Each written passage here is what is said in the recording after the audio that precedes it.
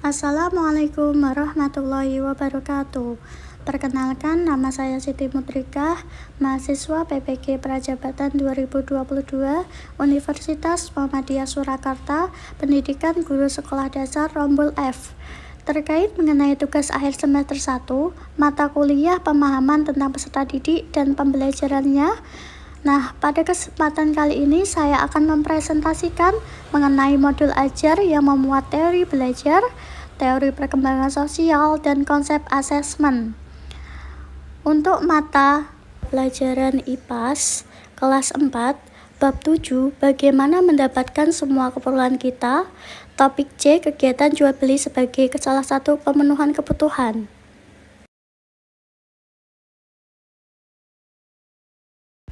Baik, selanjutnya yaitu hal yang akan ditampilkan saat paparan. Yang pertama, modul ajar, 2 konsep teori belajar, 3 teori perkembangan sosial, 4 pembelajaran berdiferensiasi, 5 konsep asesmen dan pengukuran.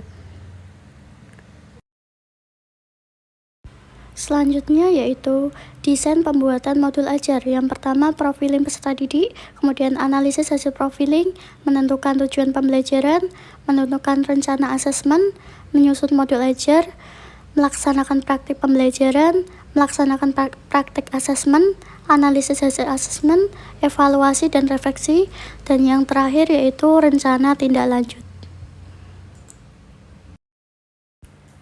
Nah, ini adalah hasil profiling peserta didik kelas 4 SDN Wiroguna kelas 3. Jumlah peserta didik 22 peserta. Untuk kemampuan kognitif, status sosial, dan minat belajarnya berbeda-beda. Ada yang low, medium, dan high. Untuk gaya belajarnya sendiri, gaya belajarnya juga berbeda-beda. Ada gaya belajar audio, audiovisual, dan kinestetik.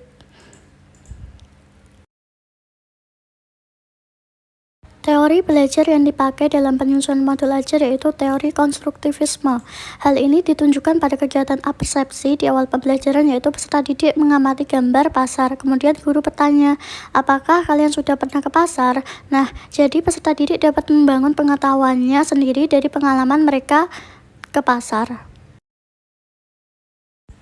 Perkembangan sosial pada modul ajar ini ditunjukkan pada kegiatan diskusi kelompok, di mana peserta didik belajar untuk bekerja sama dalam tim dan menghargai perbedaan pendapat dalam kelompok.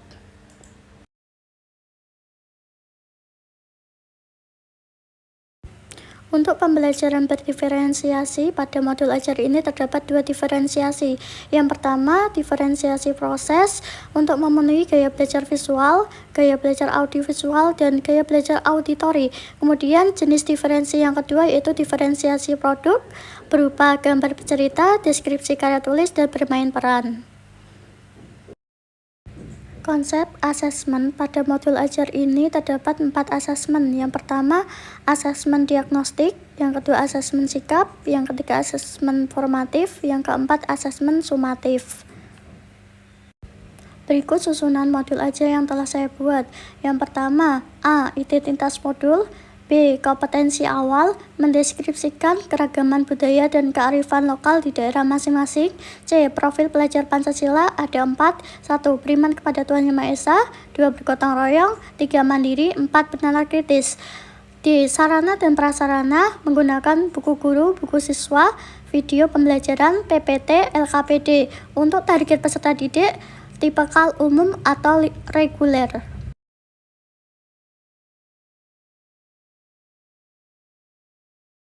Untuk kegiatan pembelajaran terdapat 3 tahap. Yang pertama, tahap pendahuluan, yaitu kegiatan orientasi. 1. Guru menyapa siswa dengan salam dan dilanjutkan dengan berdoa.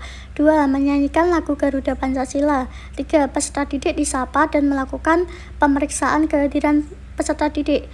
4. Siswa melakukan tepuk semangat. Kemudian kegiatan apersepsi. Guru menyampaikan tujuan pembelajaran pada hari ini dan materinya. 7. Tanyakan kepada peserta didik. Tahap kedua, kegiatan inti. Terdapat 5 sintak dari model pembelajaran PPL. Sintak 1, mengorientasi peserta didik terhadap masalah. Kegiatan peserta didik mengamati gambar, kemudian peserta didik menjawab pertanyaan. Kegiatan selanjutnya, guru menyampaikan video tentang kegiatan jual beli yang ada di kantin sekolah.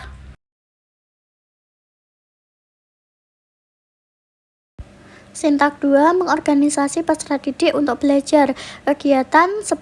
Peserta didik mengamati video tentang kegiatan jual beli. 11. Guru memberikan refleksi penguatan melalui pertanyaan.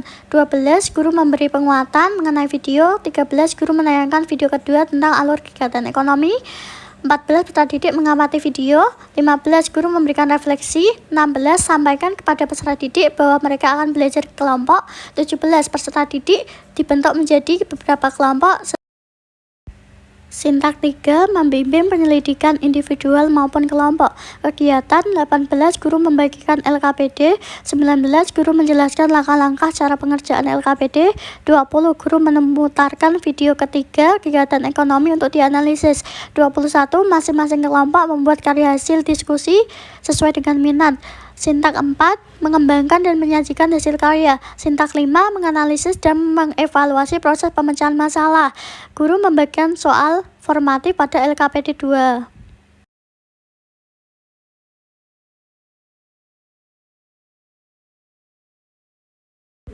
Tahap terakhir yaitu kegiatan penutup. Kegiatannya 26. Guru bertanya kepada peserta didik materi apa saja yang sudah dipelajari.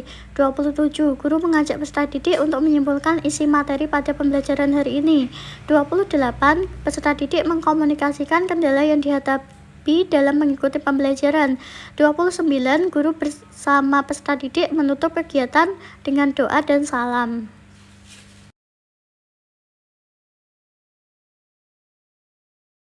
Susunan modul ajar selanjutnya yaitu refleksi guru berupa pertanyaan. Apa kesulitan yang dialami peserta didik sehingga tidak mencapai tujuan pembelajaran?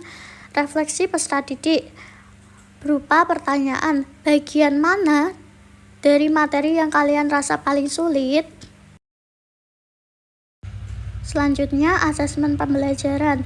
Ada 4 asesmen diagnostik, 2 asesmen sikap ketercapaian profil pelajar Pancasila, 3 asesmen formatif yang dinilai kinerja produk dan jawaban soal LKPD, yang keempat asesmen sumatif, selanjutnya yaitu kegiatan remedial dan kegiatan pengayaan.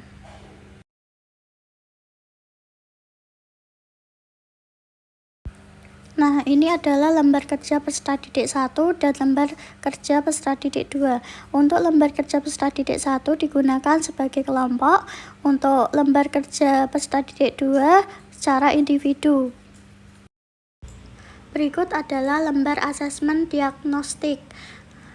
Asesmen diagnostik ini dilakukan di awal pembelajaran. Untuk jenisnya ada 2, yang pertama diagnostik non-kognitif, kemudian diagnostik kognitif.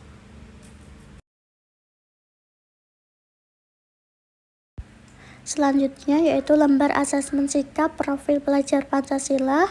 Ini terdapat rubrik pengamatan ketercapaian profil pelajar Pancasila dan pedoman pengamatan ketercapaian profil pelajar Pancasila. Untuk penskorannya tinggal diberi tanda centang pada aspek penilaian ketercapaian profil pelajar Pancasila.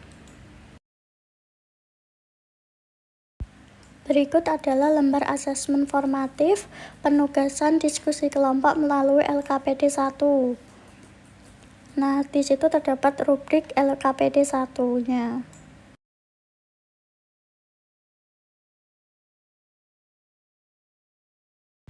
Berikut adalah lembar asesmen formatif 2, yaitu penilaian mengenai unjuk kerja LKPD, mengenai produk karya tulis, gambar bercerita, dan bermain peran. Nah, ini adalah lembar asesmen sumatif pada LKPD 2 mengenai soal evaluasi. Nah, di sini dapat dilihat rubrik penilaian sumatif LKPD 2. Setelah melihat rubrik penilaian sumatif LKPD 2, kemudian melakukan penskoran, nah ini ada format asesmen sumatif. Demikian presentasi mengenai modul ajar yang telah saya buat. Semoga bermanfaat. Thanks for watching.